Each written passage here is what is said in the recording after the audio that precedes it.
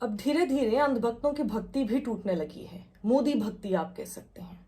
जो पहले कुछ सुनना ही नहीं चाहते थे, जो कभी सवाल नहीं करना चाहते थे, आंख बंद करके बस जो कह दिया गया वो पूरा कर लिया। अब जरा इसी कड़ी में आप विजय पारेख जी की कहानी सुनिए। विजय पारेख जी ने कम से कम 2,51,000 रुपए पीएम केयर्स फंड में डोनेट किया था, यह सोचते हुए कि कल को जब उनको, उनके परिवार को या किसी दूसरे के परिवार को जरूरत पड़ेगी कोविड के समय में, तो कम से कम अस्पताल में उन्हें बेड तक तो नसीब हो। अब दिक्कत यह हुई कि इस बार सेकेंड वेव के दौरान विजय पारेख जी की मां का निधन हो गया, उन्हें अस्पताल में बेड तक नहीं मिल पाया। और अब वो सवाल पूछ रहे हैं कि अब जरा बता दीजिए कि तीसरी लहर के लिए कितना डोनेट करूं, कम से कम अपने और परिवार वालों को तो ना खूं। तो 2,51,000 रुपए इन्होंने पीएम केयर्स फंड में डोनेट कर दिए। लेकिन आप ये मत सोचिएगा कि विजय पारेख जी को मैं पीएम केयर्स फंड में डोनेशन करने की वजह से अंधभक्त बोल रही हूं, नहीं, इसकी वजह से नहीं।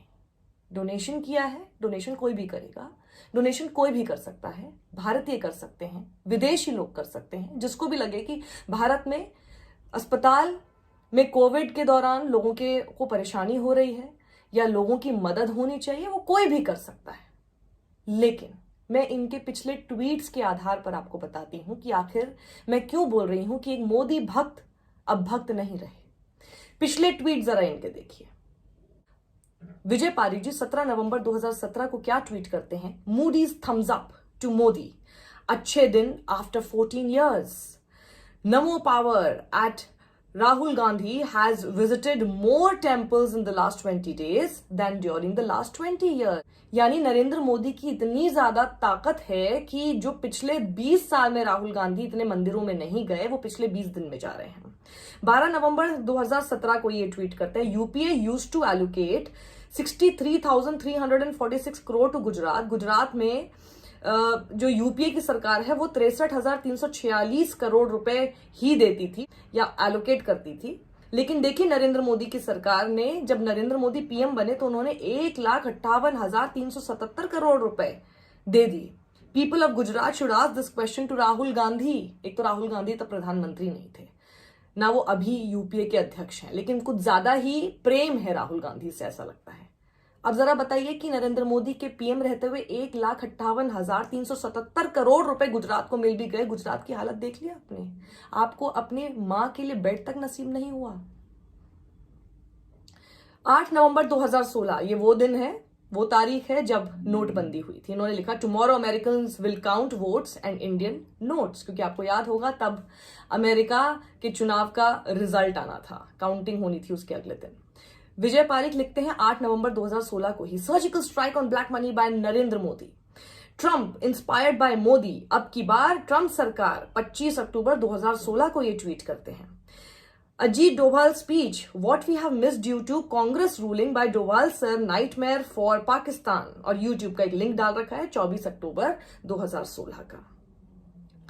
Irony of India is a person who doesn't know if potatoes are grown or manufactured is talking of farmers' interests. Yes, it's Rahul Gandhi again. तो राहुल गांधी का प्रेम जो इनको है वो खत्म नहीं हुआ। नरेंद्र मोदी से सवाल कभी नहीं किया। नरेंद्र मोदी जो करते चले गए, जो किया उन्होंने आंख बंद करके उस पर विश्वास कर लिया। और अब ये हुआ कि उनके कहने पर ही पीएम केयर्स फंड में 2,51,000 रुपए डोनेट करते हैं। लेकिन होता क्या है कि उनको अपनी मां तक के लिए अस्पताल में बेड नहीं मिलता।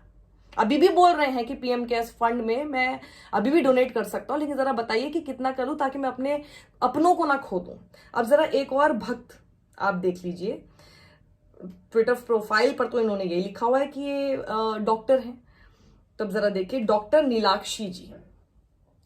डॉक्टर नीलाक्षी जी जो है वो 12 मई 2014 को जब नरेंद्र मोदी एक ट्वीट करते हैं, due to social media lies and false promises of several leaders could not go beyond the podiums of the rallies, more power to social media.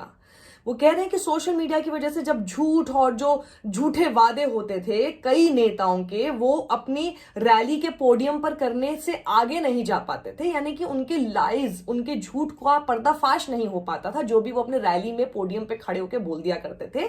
More power to social media, वो सब कुछ social media से सामने आने लगा है। और यही जो नीलू @डॉक्टर नीलाक्षी जी हैं, ये इनको जवाब देती हैं उस दिन ही, यानी 12 मई 2014 को ही, Narendra Modi sir, we are dying waiting to see you taking oath of PM. हम तो बिल्कुल मरे जा रहे हैं कि आप देश के प्रधानमंत्री पद के लिए कब स्वेरिंग इन करेंगे, कब शपथ लेंगे। अब कट टू 2021, मई का ही समय है, 23 मई 2021 को ये 3 तस्वीरें डालती हैं शमशान घाट की। वहीं पर और 2 तस्वीर उसी तरह की, जो शव कोविड में लोगों के इतने सारे दिखाई देने शुरू हुए। और फिर उन्होंने लिखा, उस पर ट्वीट किया, found these from a news site. एक न्यूज वेबसाइट से मुझे ये सारी तस्वीरें मिली है। I don't want to post these, मैं इनको पोस्ट करना नहीं चाहती थी, लेकिन मैं इसे एक सोविनियर की तरह रखना चाहती हूं उन लोगों के लिए, ताकि उन्हें याद दिला दूं जिनको ऐसा लगता है कि आज भी वो मोदी के रामराज्य में जी रहे हैं।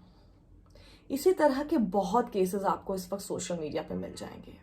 पर मैं आपसे पूछना चाहती हूं, ये चेंज ऑफ हार्ट हुआ, वो जाहिर सी बात है जब अपनों को खोना शुरू हो गए ना। क्योंकि इन्हीं का एक और ट्वीट मैं आपको बता देती हूं, जब इन्होंने बोला अपनी आंखों के सामने ही अपने जानने वाले 3 लोगों को मरता देखा है। इस दिन तक आपको ना आना पड़े, इसीलिए आलोचक सवाल करते थे, जिन्हें आप लेफ्टिस्ट, सिक्युलर, प्रेस्टिट्यूट, टुकड़े टुकड़े कहकर हमेशा टालते रहे। अफसोस हो रहा है कि आज आपको इस नौबत पर आना पड़ गया है कि आपका कोई अपना खोया है। तब जाके आपको एहसास हुआ कि अंधभक्ति कितनी खराब चीज है। आपके अपनों को निगल गई आपकी अंधभक्ति। अभी भी देर वैसे तो हो गई है, लेकिन अगर थोड़ा सा जाग जाएं, किसी भी नेता के लिए अंधभक्त बनना बंद कर दीजिए। आपकी सरकार है, सवाल पूछते रहिए, हर समय शक करते रहिए। जो वो कहते हैं उसको आंख बंद करके मत बिलीव कर लीजिए। और जब वो अचानक से आपको एकदम नैरेटिव सेट करेंगे, नैरेटिव बिल्डिंग करेंगे, पाकिस्तान ले जाएंगे, चीन ले जाएंगे, वहां थोड़ा सा दिमाग लगाने की कोशिश कर लीजिए। ये सिर्फ प्रोपेगेंडा, अगर जिस दिन आप सबने समझ लिया, उस दिन ये सभी नेता आपके सिर पे जैसे नाच रहे हैं ना, वो सब करना बंद हो जाएंगे। क्योंकि जब तक आप इन्हें मौका देंगे अपने सिर पे नाचने का, ये तब तक ही कर पाएंगे। थोड़ा सा पढ़ना लिखना शुरू कर दीजिए। हर किसी को, हर आदमी यहाँ पर भारतीय है, देश हित में सोचना चाहता है। अगर कोई आदमी आलोचना करता है तो समझिए कि वो आलोचना क्यों कर रहा है। और उस कड़ी में सबसे पहले, अगर आप चाहते हैं अपने किसी परिजन को ना खोएं, टेलीविजन चैनल पर जो न्यूज चैनल कहकर दिखाई देते हैं, सबसे पहले या तो उनको अनसब्सक्राइब कर दीजिए या टीवी बंद कर दीजिए। जिस दिन आपने उनको देखना बंद कर दिया, आधी से ज्यादा समस्या तो वैसे ही खत्म हो जाएगी। आगे फिर आप ढंग की चीजें पढ़िए। बड़े लोग, बहुत एक्सपीरियंस लोग, एक्सपीरियंस जर्नलिस्ट्स, कॉलमनिस्ट्स कुछ लिखते हैं, समझने की कोशिश कीजिए कि आखिर क्यों लिख रहे हैं। समझिए उसको। कम से कम किसी दिन के लिए तो अपनी पढ़ाई को इस्तेमाल में लाइए ना। क्या फायदा इतना पढ़ लिख कर भी अंधभक्ति की वजह से अपनों को खो दें।